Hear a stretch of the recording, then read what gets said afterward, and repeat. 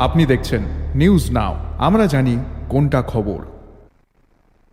तंत्र का महापर्व गुरुवार से शुरू होगा। राज्य के नेता 121 सीटों के लिए पहले चरण में मतदान में आमने सामने होंगे। स्वाभाविक रूप से गुरुवार को होने वाले इस पहले चरण के मतदान पर अब पूरे देश की नजर है।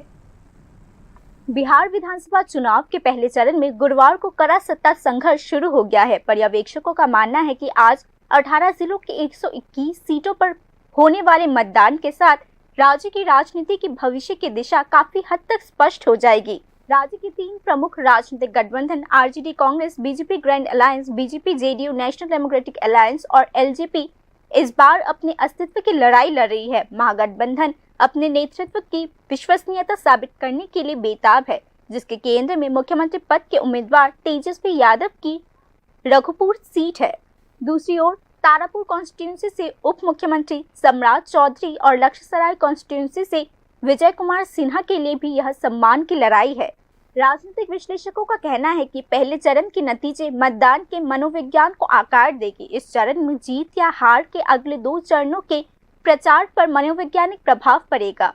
बीजेपी जेडीयू की नेतृत्व वाली एनडीए सरकार पिछले 5 वर्षों में विकास, रोजगार, कानून व्यवस्था और सामाजिक न्याय के मुद्दों पर जिस दबाव में रह रही है, उसकी परीक्षा चुनावी मैदान पर होगी। दूसरी ओर आरजेडी कांग्रेस लेफ्ट गठबंधन रोजगार, महंगाई और किसानों के मुद्दे पर युवा मतदाताओं में विश्वास जगाने की कोशिश कर रही है।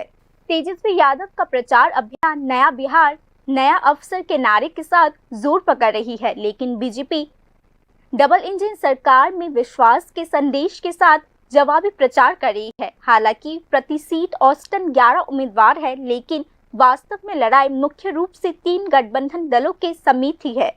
हालांकि उम्मीदवारों के वित्तीय और आपराधिक रिकॉर्ड ने मतदाताओं का ध्यान आकर्षित किया है। इस मामले में 40% उम्मीदवार करोड़पति है और औसतन 3.26 करोड़ रुपए की संपत्ति उनके पास है।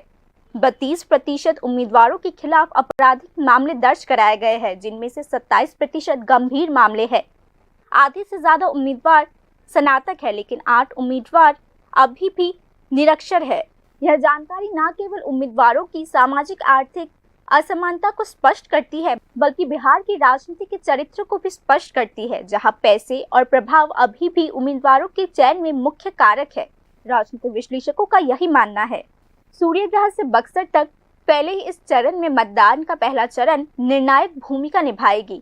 आमतौर पर बिहार की राजनीतिक परंपरा के रूप में पहले चरण के मतदान में रुझान तय हो जाता है। विश्लेषकों के अनुसार इस चरण में जो गठबंधन बहुमत वाली सीटों पर आगे बढ़ेगी, वह बाकी चुनावों को मनोवैज्ञानिक रूप से बहुत आसानी से बना सकती है।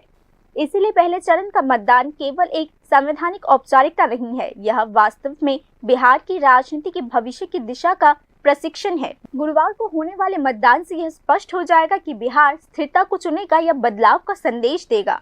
Bureau report, news now.